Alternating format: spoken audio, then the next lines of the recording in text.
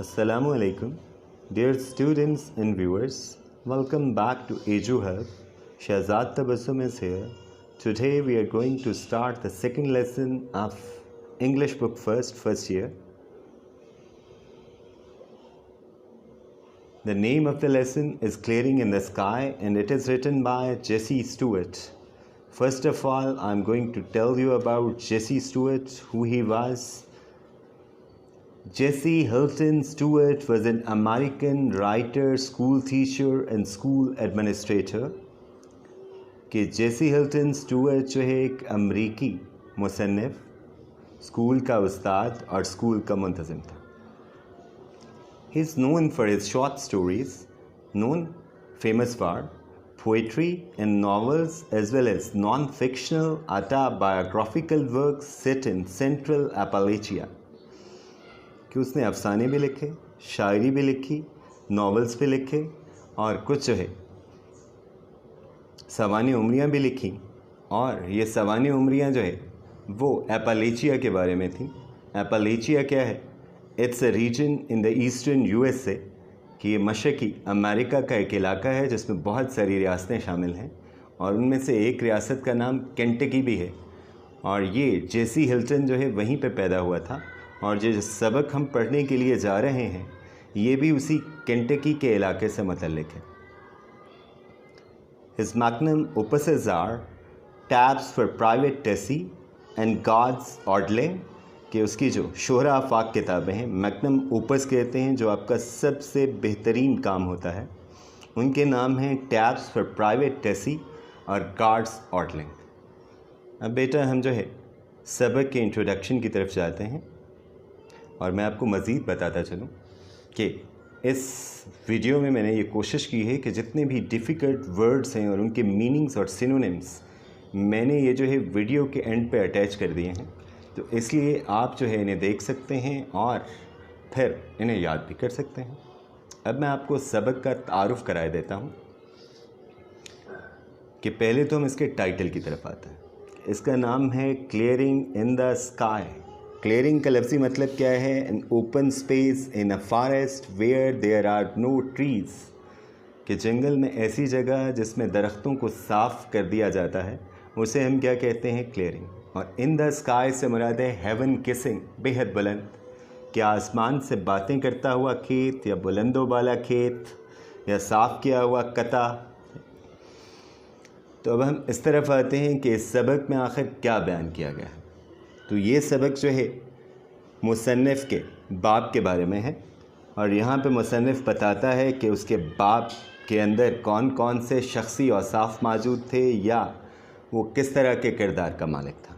मतलब हम कह सकते हैं कि lesson is the description of his the writers fathers character and qualities. कि he was unlettered, hard working, determined and upright farmer. Unlettered कहते हैं इलिटरेट को, कि वो अनपढ़ था मगर इंतहाई मेहनती, पुख्ता इरादे का मालिक और इंतहाई ईमानदार शख्स. दूसरा, the lesson also tells about his father's love for the land, कि सबक में जो है उसके बाप की जो ज़मीन से मोहब्बत है उसका तज़किरा भी मौजूद है. इट्स फ्लोरा एंड फाना. फ्लोरा एंड फाना कहते हैं all the plant and animal life of a particular reason, के एक इलाके में जो नबातात और हैवानात पाए जाते हैं उन्हें हम कहते हैं फ्लोरा एंड फाना. And topography. टोपोग्राफी कहते हैं natural and artificial physical features of an area, के एक इलाके के जो जोग्राफियाई फीचर्स हैं उन्हें हम टोपोग्राफी कहते हैं. ठीक, तो इसमें जो है समझ लें कि उस इलाके को दिखाया गया है. वो इलाका कौन सा है? केंटकी, जहाँ पे ये पैदा हुआ था और ये जो है अपने इलाके के बारे में बहुत लिखता रहा. मतलब ये उन लोगों में से था जिन्हें अपनी सरज़मीन से या अपनी जाए पैदाइश से बेहद मोहब्बत होती. अब बेटा हम टेक्स्ट की तरफ आते हैं. मैं टेक्स्ट पढ़ूंगा, उसे ट्रांसलेट करूंगा, डिफ़िकल्ट वर्ड्स के मीनिंग्स बताऊंगा, आप गौर से सुनते जाइएगा, इंशाल्लाह आपको बेहद फ़ायदा पहुंचेगा. चलिए टेक्स्ट हम स्टार्ट करते हैं. दिस इज़ द वे जेस सेड माई फादर. अब्बा ने कहा कि जेस ये रास्ता है. पॉइंटिंग विद हिज केन. केन कहते हैं वॉकिंग स्टिक को और पॉइंट कहते हैं to direct someone's attention towards something, कि आप किसी की तवज्जो किसी तरफ मबजूल करते हैं. کین کہتے ہیں واکنگ اسٹک کو یا شارٹ اسٹاف کو, چھڑی کو. Across the deep valley below us, across کہتے ہیں فرام ون پوائنٹ ٹو اندر, اور ویلی کہا جاتا ہے یہ جو پہاڑوں کے درمیان نشیبی جگہ ہے اسے ڈیل بھی کہا جاتا ہے, یا کہہ لیں لو ایریا بٹوین ہلز اور ماؤنٹینس. کہ ابا نے نیچے موجود گہری وادی کی طرف چھڑی سے اشارہ کرتے ہوئے کہا کہ جس یہ راستہ ہے. I want to show you something you haven't seen for many years. کہ میں آپ کو کچھ ایسا دکھانا چاہتا ہوں جو آپ نے سال ہا سال سے نہیں دیکھا. Isn't it too hot for you to do much walking? I wiped the streams of sweat from my face. Wipe کہتے ہیں to clean یا to dry, صاف کرنا, پہنچنا. اور stream کہتے ہیں continuous flow کو یا جیٹ کو. اور sweat کہتے ہیں perspiration کو, پسینے کو. From my face to keep them from stinging my eyes. Sting کہتے ہیں to poison, جلن پیدا کرنا, یا to hurt or bite کہہ لیں. کہ میں نے آنکھوں کو جلن سے بچانے کے لیے چہرے پہ بہتے ہوئے پسینے کو صاف کرتے ہوئے کہا کہ ابا کیا اتنی گرمی میں آپ کو پیدل چلنا چاہیے. I didn't want to go with him. میں تو ان کے ساتھ جانا ہی نہیں چاہتا تھا. مصنف ہمیں یہ بتا رہا ہے کہ گرمی کیا ہے, وہ انتہائی شدید تھی. I had just finished walking a half mile uphill from my home to his. کہ میں نے ابھی اپنے گھر سے ان کے گھر تک آدھا میل پہاڑی سفر طے کیا تھا یا چڑھائی چڑھی تھی. I had carried a basket of dishes to mom. کہ میں والدہ کے لیے پلیٹوں کی ٹوکری لایا تھا. مام کہتے ہیں مدر کو, یہ فیمیل پیرنٹ کو. There were 2 slips in the road. slips کہتے ہیں ڈپریشنز کو, یا پھر پھسلن کہہ لیں, کہ سڑک پہ پھسلن تھی. آپ کو پتہ ہے نا پہاڑی علاقوں میں اکثر لینڈ سلائڈنگ وغیرہ بھی ہوتی رہتی ہے. And I couldn't drive my car. اور اس لیے میں گاڑی پہ نہیں آ سکتا تھا, کہ مجھے پیدل آنا پڑا تھا, اور پہلے ہی گرمی سے میرا برا حال تھا. And I knew how hot it was. اور مجھے بھی پتا تھا کہ گرمی کتنی شدید تھی. It was 97 in the shade. کہ سائے میں بھی درجہ حرارت 97 ڈگری فارن ہائٹ تھا. فارن ہائٹ کیا ہے؟ یہ ایک پیمانہ ہے درجہ حرارت کو ماپنے کا یا اس کی پیمائش کرنے کا. I knew that from January until April my father had gone to 8 different doctors. مجھے اندازہ تھا کہ جنوری سے اپریل تک میرے ابا 8 مختلف ڈاکٹرز کے پاس گئے تھے. مطلب ابا کی صحت کیا ہے, وہ انتہائی خراب تھی, اور دوسرا وہ بوڑھے بھی ہو چکے تھے. One of the doctors had told him not to walk the length of a city block. Block کہتے ہیں یہ ریزیڈینشیل کالونیز کو ڈفرینٹ پارٹس میں ڈیوائڈ کر دیتے ہیں کہ اربن پلاننگ کا حصہ ہے, تو ہر حصے کو ہم بلاک کہتے ہیں. یہ محاورتاً یہاں پہ استعمال کیا جا رہا ہے کہ ڈاکٹرز نے انہیں کہا تھا کہ وہ بالکل بھی پیدل نہ چلیں, یا انہیں پیدل چلنے سے منع کیا تھا. He told my father to get a taxi to take him home. انہوں نے ابا سے کہا تھا کہ وہ ٹیکسی پکڑیں اور گھر تشریف لے جائیں. ٹیکسی کہتے ہیں کیب کو. But my father walked home 5 miles across the mountain and told mom what the doctor had said. کہ ابا جو ہے وہ 5 میل پیدل سفر طے کر کے آئے تھے, اور انہوں نے ڈاکٹر کی بات آ کے والدہ کو بتائی تھی, کہ انہوں نے ڈاکٹرز کی ہدایات کا کھلا مذاق اڑایا تھا. 40 years ago a doctor had told him the same thing. 40 سال پہلے بھی ایک ڈاکٹر نے ان سے یہی بات کی تھی. And he had lived to raise a family of 5 children. Raise کہتے ہیں to bring to maturity, یا آپ کہہ لیں to rear کہہ لیں, کہ وہ جو ہے 5 بچوں پہ مشتمل کنبے کی کفالت کرتے رہے تھے. He had done as much hard work in those years as any man. کہ انہوں نے جو ہے ان سالوں میں مقدور بھر محنت کی تھی. کہ اس سے آپ کو اندازہ ہو گیا ہوگا کہ بوڑھا جو ہے وہ کس قسم کے کردار کا مالک ہے, کہ انتہائی جو ہے محنتی اور اپنی بات پہ قائم رہنے والا اور پختہ ارادے کا مالک.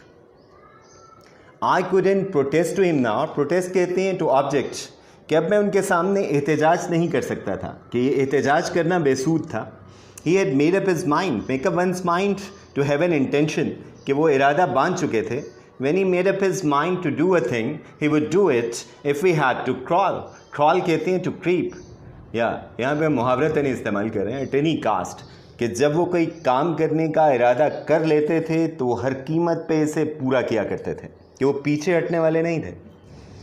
He didn't care if it was 97 in the shade or 16 below zero. 97 in the shade اس کا مطلب ایکسٹریملی ہاٹ، اور 16 below zero سے مراد یہ ہے بٹرلی کولڈ، کہ انتہائی ٹھنڈا.